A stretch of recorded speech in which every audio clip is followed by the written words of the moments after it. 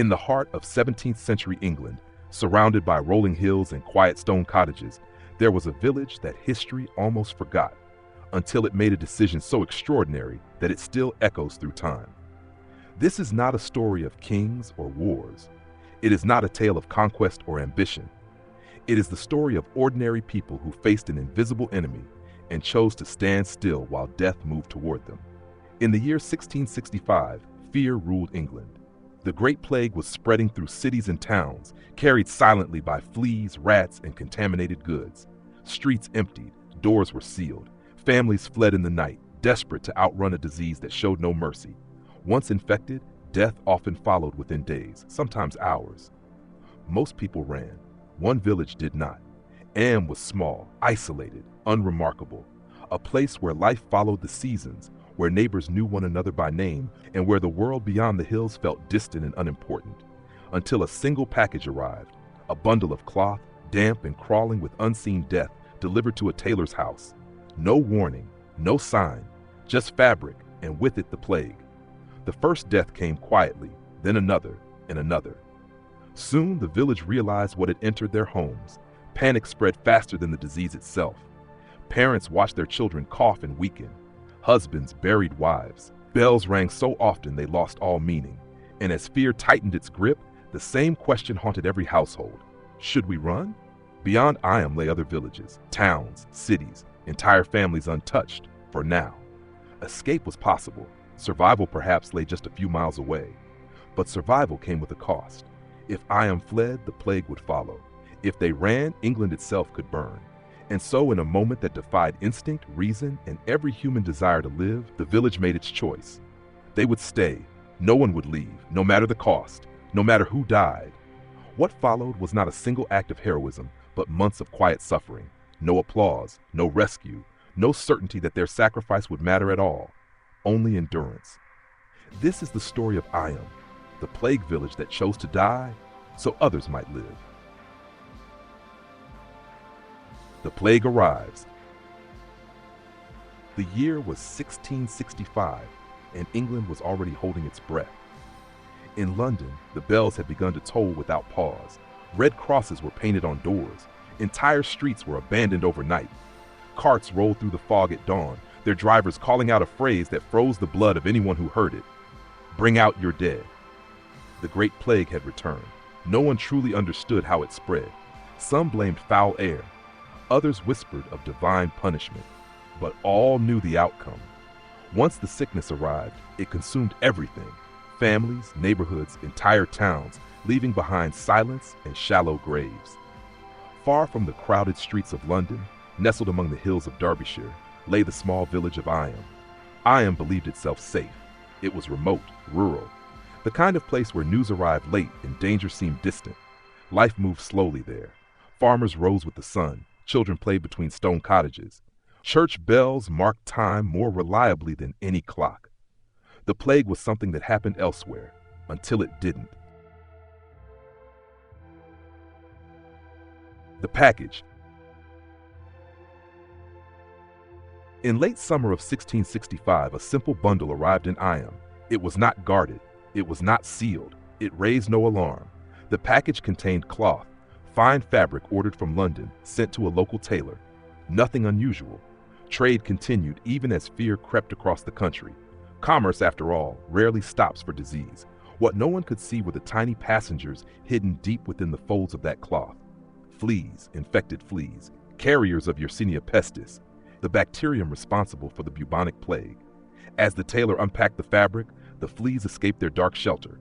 They moved quickly, seeking warmth, skin, blood. Within hours, the invisible enemy had found its first host. There was no dramatic moment, no sudden collapse, no sign that history had just changed direction. Only a man who felt unwell. The first death. At first, it seemed ordinary, a fever, chills, a sense of weakness. The tailor took to his bed, believing rest would cure him. Many illnesses passed through villages like Eyam, coughs, floods, fevers that came and went with the seasons. But this sickness did not pass. Within days, painful swellings appeared, dark, angry lumps in the groin and under the arms, buboes, a sign few had seen. but many had heard whispered about with dread. Then came the blood, blackened skin, delirium, agony. The tailor died quickly, too quickly. His death unsettled the village, but still no one spoke the word plague. To name it was to invite terror. To deny it was easier. They buried him quietly. They should have stopped there.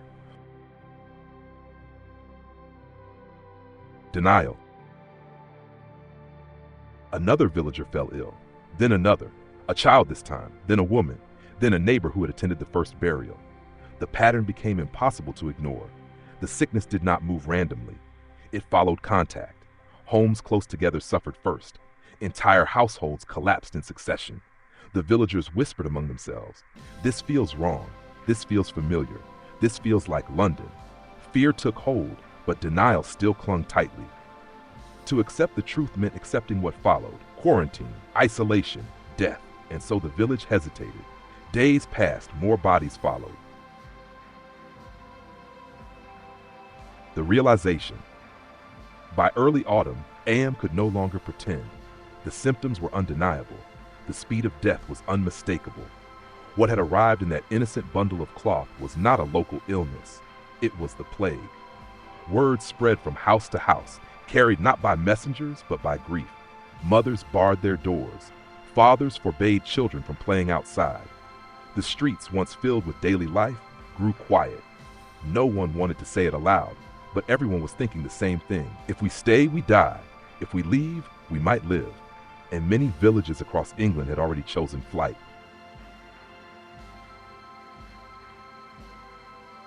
Panic. Panic does not announce itself. It seeps in.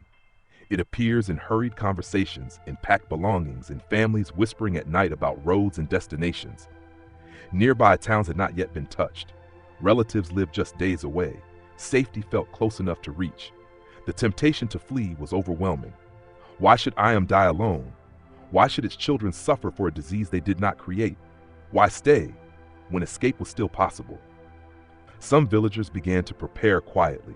Food was stored, wagons repaired, routes planned. They watched the roads leading out of the village, imagining freedom with every passing hour. But with every step toward escape came another realization, one that grew heavier by the day. If they carried the plague with them, they would not be fleeing alone. They would be spreading it. The weight of knowledge. By 1665, England had learned a brutal lesson.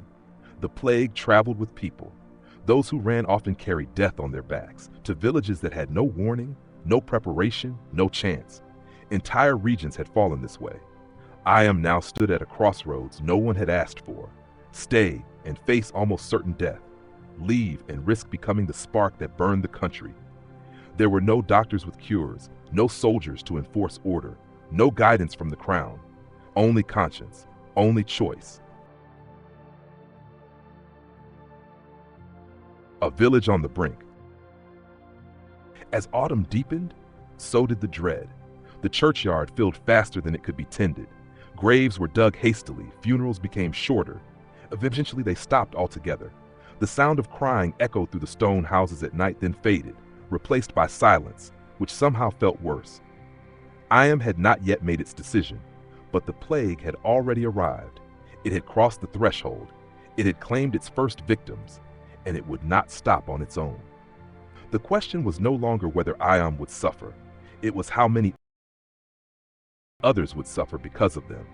And as the village stood frozen between fear and responsibility, the invisible enemy continued its work, quietly, efficiently, without mercy. The plague had come to Eyam. What Eyam would do next would define it forever.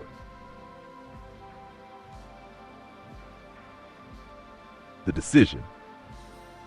By the time Eyam understood what it was facing, the village was already changing. Fear had altered the rhythm of life. Doors closed earlier. Windows stayed shut. Conversations became brief and guarded, as if words themselves could carry sickness. The once familiar paths between cottages felt hostile now, places where death might be waiting, unseen. Yet the greatest danger was no longer the plague itself. It was what people were about to do because of it. The instinct to flee. Human instinct is simple when survival is threatened: run. Eyam was no different. Families gathered at night, whispering plans by candlelight. They spoke of relatives in nearby towns, of open fields beyond the hills, of villages that had not yet felt the touch of death. They counted supplies, repaired carts, and studied the roads leading away from the valley. The logic was undeniable. If they left now, many might live. The plague was still new in Eyam. It had not yet reached every household. There was time, perhaps only days, but time nonetheless. And yet, with every plan to escape came an unspoken fear. What if they carried the sickness with them? No one needed to explain it. Everyone had heard the stories. Villages destroyed not by their own illness, but by travelers fleeing infected towns. One desperate family could doom an entire region. Escape was not just survival, it was responsibility, or the absence of it. William Mompesson. At the center of Eyam stood its parish church, St. Lawrence's, a modest stone building that had weathered centuries of storms, wars, and famine, and within it stood William Mompesson. He was not an imposing man, not a warrior or a politician. He was a clergyman, newly appointed, still earning the trust of a village that had once followed a different minister. But in moments of crisis, leadership does not always come from strength. Sometimes it comes from clarity. Mompesson had watched the deaths accumulate. He had stood beside beds where entire families lay dying. He had prayed over bodies before they were lowered into hastily dug graves. And he had seen the fear in the eyes of the living. More importantly, he understood what the plague meant beyond Eyam. If the village scattered, the disease would scatter with it, and England would pay the price. A divided faith. Eyam was not unified, not in belief, and certainly not in fear. Before the plague, the village had been divided by religion. The previous rector, Thomas Stanley, had been a Puritan. Mompesson followed the Anglican tradition. Old resentments lingered beneath the surface. In normal times, these divisions mattered. In plague times, they could have destroyed the village. Yet something unexpected happened. Stanley, who had left the parish earlier, returned, not to reclaim authority, not to argue doctrine, but to help. Two ministers, two traditions, one crisis. Together, they spoke not of theology, but of duty. The conversation no one wanted. The idea of quarantine was not new. Cities had tried it. Some villages had attempted it, often too late or without unity. Most failed because fear broke them apart. To quarantine a village completely was almost unheard of. It meant sealing their own fate. No one would leave. No one would enter. No help would come. Food would have to be left at a distance. The sick would die without care. Families would be trapped with death inside their homes. It was not martyrdom. It was calculated sacrifice, and it required consent. The gathering. Mompesson called the village together. They met not in celebration, but in dread. Men, women, and children stood apart from one another, already practicing the distance that fear demanded. Some wept openly, others stared in silence. Mompesson did not raise his voice. He did not threaten hell or promise heaven. He spoke plainly. He told them the truth as he understood it. If Eyam fled, the plague would spread. Innocent lives beyond the village would be lost. Lives that might otherwise be spared. If Eyam stayed, many would die, possibly most. There was no gentle way to say it, no hopeful lie to soften the reality. This was not a decision between good and evil. It was a decision between death and responsibility. Resistance. Not everyone agreed. Some shouted in anger. Others begged. Mothers clutched their children and demanded to know why their families should be sacrificed for strangers they would never meet. What right do we have, they asked, to condemn our own children?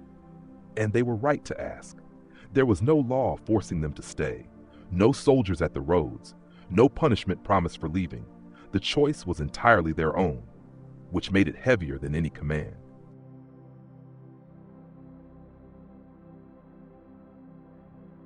The moral weight. Mompesson did not pretend to have answers. He did not claim that God demanded this sacrifice. Instead, he framed it differently. This was not about divine judgment, it was about human consequence. If they left, they would know what followed. Every death beyond Eyam would carry their shadow. Every village struck afterward would be tied, however invisibly, to their escape. The plague robbed people of control over life.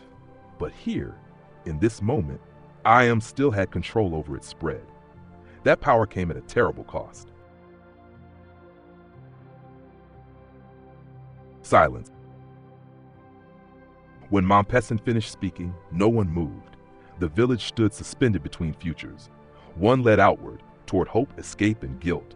The other turned inward, toward suffering, isolation, and a strange kind of purpose. Silence filled the space where argument should have been.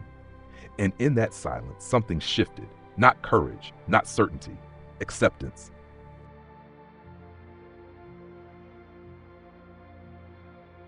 The agreement. One by one, voices began to speak, not loudly, not triumphantly, quietly.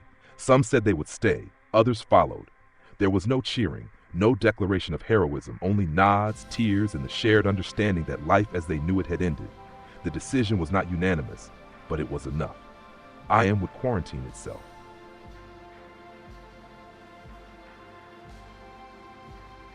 Drawing the line. Once the decision was made, it had to be enforced. Boundary stones were placed on the roads leading out of the village. These markers were not guarded by soldiers or walls. They were guarded by trust. Food would be left at these stones by neighboring villages. Bread, grain, milk, paid for with coins soaked in vinegar to reduce the risk of infection. No contact, no conversation, only distance. Anyone who crossed those stones would break the agreement, and with it, the moral stand Eyam had chosen. The final sermon. On the final Sunday before the quarantine began, Mompesson delivered what would become the most important sermon in the village's history. They did not gather inside the church. Instead, they met in an open valley nearby, Cucklet Delph, where fresh air reduced the risk of contagion. Families stood far apart. Some already knew they were infected. Others suspected they would be soon. Mompesson spoke not of salvation after death, but of meaning within it. He did not promise that their suffering would be remembered. He did not promise that England would ever know their names. He spoke only of the choice they had made, to protect others at the cost of themselves. And then he dismissed them, not as sinners, not as saints, but as people who had chosen responsibility over fear.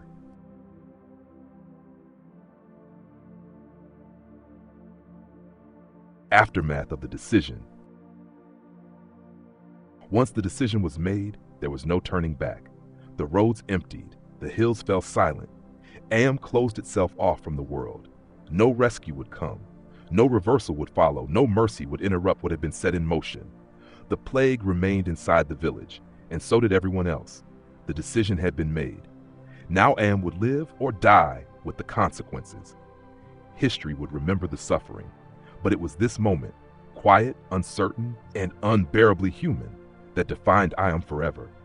Because long before the village became a symbol, it was simply a group of people who chose not to run.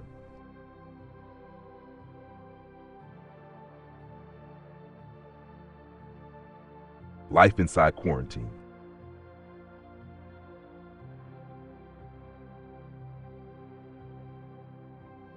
Once the decision was made, Eyam did not change overnight. It withered.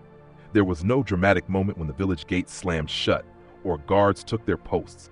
No visible barrier separated Eyam from the rest of England. What sealed the village was not stone or iron, but silence. The roads emptied. Footpaths went unused. The outside world drifted away. And inside Eyam, life became something else entirely.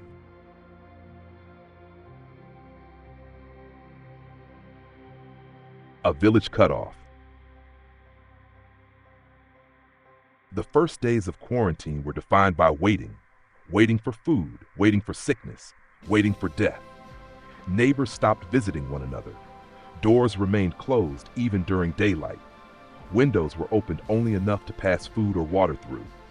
Voices, once familiar and comforting, were heard now only through walls.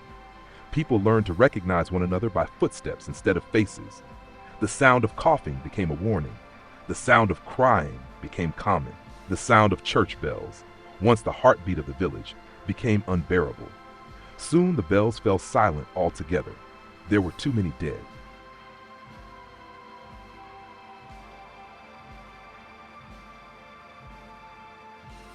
The stones at the edge of the world. At the boundaries of Eyam, the plague stones waited. These rough markers, placed at the edges of the village, became the only point of contact with the outside world. Nearby villages, fully aware of Eyam's sacrifice, left food there at regular intervals: bread, milk, grain, occasionally meat. Payment was left behind in return, coins placed into small hollows carved into the stone, submerged in vinegar. It was believed the liquid might cleanse the money of infection. No one spoke during these exchanges. No greetings, no questions, no comfort, only distance. To cross the stones was to break the quarantine. To do so would not just endanger lives, it would shatter the meaning of everything Eyam had chosen, and so no one crossed.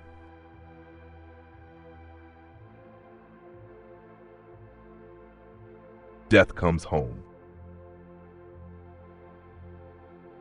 As weeks passed, the plague tightened its grip. Entire households fell ill within days of one another. Parents watched children weaken, then die, knowing there was nothing to be done. Medicine was useless. Prayer felt hollow. Hope became dangerous. Worst of all was the speed. A healthy person in the morning could be dead by nightfall, and when death came, it came close. There were no longer enough people or strength to carry bodies to the churchyard. Funerals were abandoned. Rituals collapsed under the weight of necessity.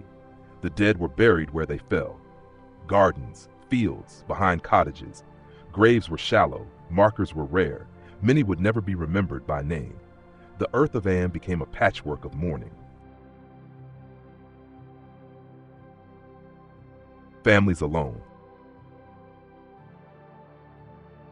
The quarantine did not separate the sick from the healthy.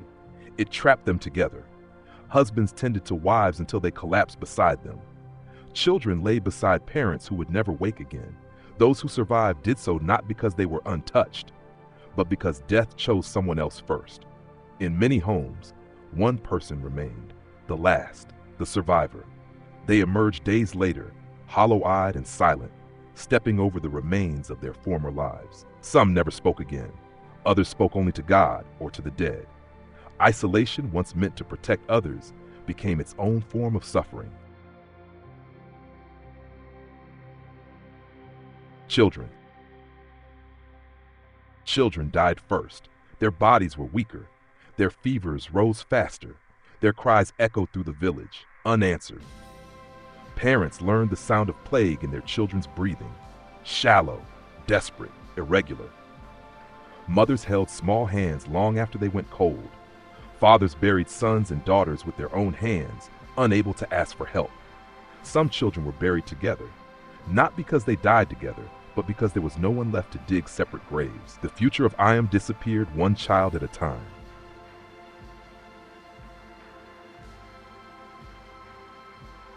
William Mompesson's loss. Even those who had asked for sacrifice were not spared. Catherine Mompesson, William's wife, fell ill in the summer of 1666. He did not leave her side. He watched as the plague claimed the woman he loved, fully aware that his own words had kept them there. When she died, she was buried not in the churchyard, but in a quiet place away from others, a final act of protection. Mompesson continued his duties afterward. He preached, he comforted, he buried the dead. But something in him had broken. Leadership now came not from faith alone, but from grief. Faith without comfort. Religion did not disappear in Eyam, but it changed. Church services were held outdoors, when they were held at all. People stood far apart, listening more to the wind than the words. Some prayed harder than ever before. Others stopped praying altogether. Faith offered no cure. It offered no escape. All it could offer was meaning, and even that was fragile. Many wondered whether God had abandoned them. Others wondered whether this was the cost of doing what was right. No answer ever came.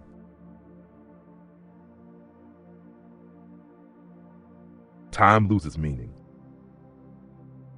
As the months passed, Eyam slipped out of time. Days blurred together. Seasons changed almost unnoticed. Summer gave way to autumn. Crops rotted in the fields, unharvested. Animals wandered unattended. Calendars became useless. Life was measured instead by deaths. 3 today, 5 yesterday. An entire family this week. The living counted themselves not by age, but by how long they had survived. The silence between deaths. There were moments, rare and unsettling, when no one died. These days were the most frightening. Silence did not mean safety. It meant anticipation. People waited for the next cough, the next fever, the next knock on the door from someone asking quietly for help they could not give.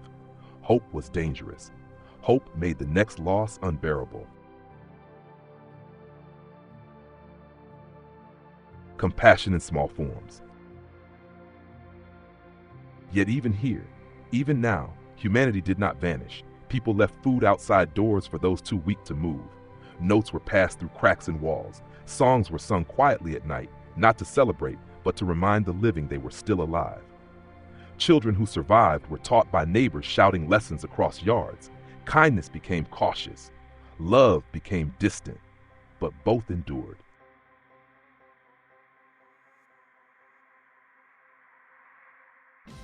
The cost. By the time the plague began to loosen its grip, Eyam had lost nearly a third of its population. Some estimates say more. Entire family names disappeared. Houses stood empty, doors swinging in the wind. Fields lay abandoned. The village would never fully recover. Not in numbers, not in spirit. And yet beyond Eyam, the plague did not spread. Nearby villages were spared. Lives were saved. Not because of medicine, not because of luck, but because Eyam stayed.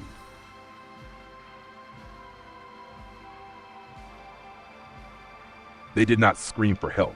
They did not beg for rescue. They endured, day after day, death after death, without knowing whether their suffering mattered at all. That is the hardest truth of Eyam's story. They had no guarantee, no confirmation, no reward, only the belief that preventing harm to others was worth any cost, even their own lives.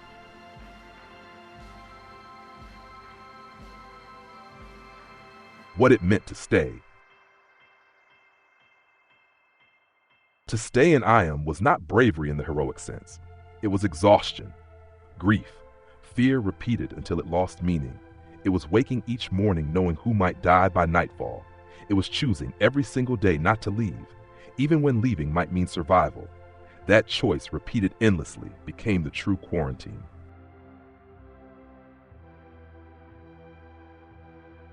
The plague loosens its grip.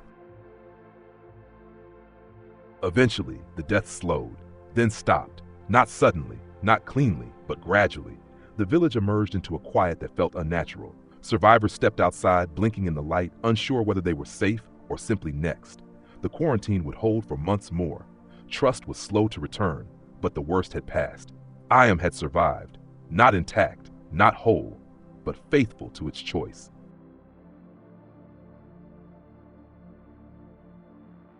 The story does not end with relief. There is no moment of triumph, no gathering to celebrate survival, no sense that balance has been restored. When the plague finally released Eyam, it left behind a village that could not return to what it had been. Every path carried memory. Every empty house spoke. Every name remembered was paired with another that was gone. The world beyond Eyam moved on. Markets reopened, roads filled, life resumed its ordinary rhythms. Eyam remained marked, not by walls, not by stones, but by the knowledge of what it had chosen and what it had lost. Its people did not call themselves heroes. They did not ask to be remembered. They did not claim moral victory. They simply lived with the aftermath of staying. And in that quiet endurance, long after the danger passed, Eyam's legacy settled into something rare and fragile. A reminder that sometimes the most powerful act in history is not what people do, but what they refuse to do when running would be easier. Guardians of silence. They did not call themselves heroes. They did not carve monuments or write accounts of their choice. What remained were absences, Empty chairs, unworked land, quiet lanes where footsteps once echoed, and beyond those absences, an unseen legacy. Because the villages beyond Eyam lived on, because roads stayed open elsewhere, because the plague stopped where Eyam did. The people of Eyam never knew this for certain. They could not. History does not speak back to those who endure it. They only knew that they had stayed. They had stood still while death passed around them. They had held the line without walls, without weapons, without praise. Guardians not of borders, but of conscience. And that is why Eyam endures in memory. Not as conquerors, not as victims alone, but as guardians of silence. After the silence, when contact with the outside world resumed, it did so carefully. Neighboring villages approached the boundary stones not with fear, but with reverence. They had lived because Eyam had stayed. That truth spread quietly, carried not by proclamations but by absence. There had been no second wave of death, no sudden spread outward. The plague had stopped where Eyam had stopped it. England would remember the Great Plague for its horror, the mass graves, the deserted streets, the cities brought to their knees. But Eyam represented something different, a pause, a place where the disease had been contained not by walls, weapons, or medicine, but by choice. Not martyrs. The people of Eyam never called themselves heroes. They never asked for monuments. They never expected their story to be told. Most of them believed they would be forgotten, another small village erased by time and disease. And in many ways, that belief was correct. History often celebrates conquest, not restraint, victory, not sacrifice. But Eyam's legacy endured precisely because it defied those instincts. They were not martyrs seeking glory. They were not saints chasing immortality. They were parents, children, farmers, craftsmen, ordinary people who made an extraordinary decision and then lived with it every single day. The weight of what they knew. What makes Eyam's story unbearable is not just the death. It is the knowledge. They knew what they were choosing. They knew there would be no help. They knew many of them would not survive. They knew their children were at risk, and they chose to stay anyway, not once, but repeatedly. Every morning they woke up and could have left. Every night they went to sleep still inside the quarantine. The true sacrifice of Eyam was not a single moment of courage. It was endurance without certainty. William Mompesson's burden. William Mompesson remained in Eyam after the plague ended. He continued to serve the village, though he carried a grief that never fully left him.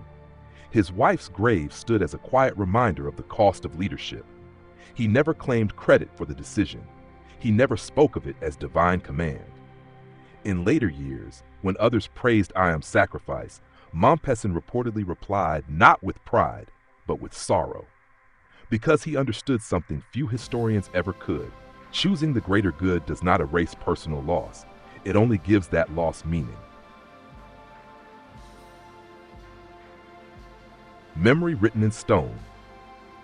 Today, Eyam still stands. Visitors walk its paths, read its plaques, and stand before its boundary stones.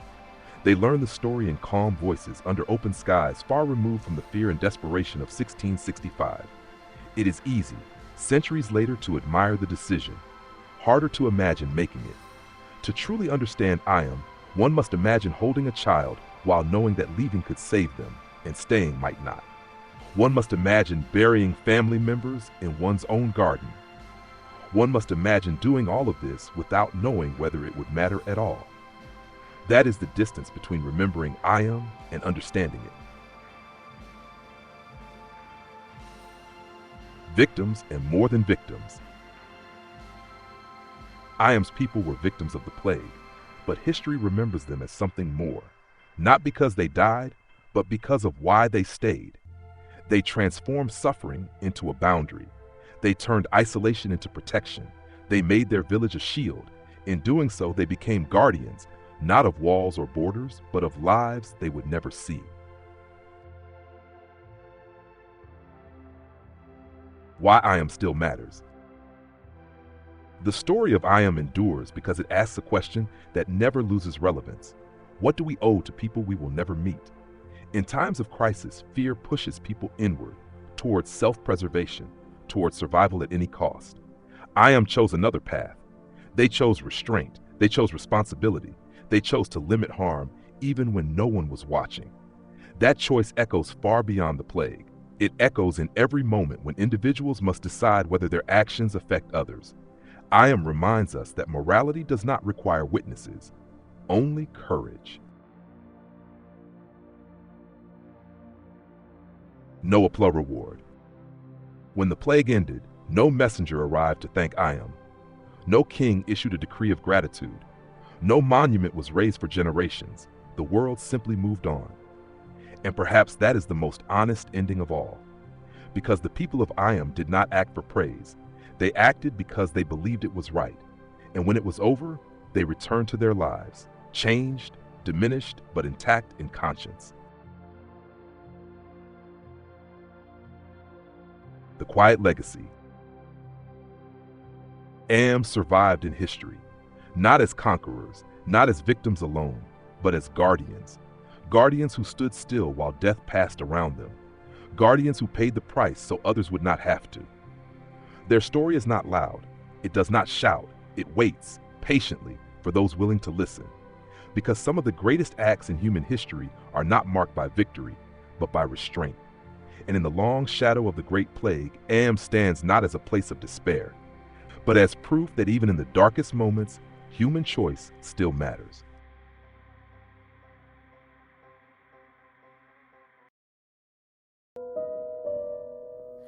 Shadows crawl where the light won't go. A silent wind, it starts to grow.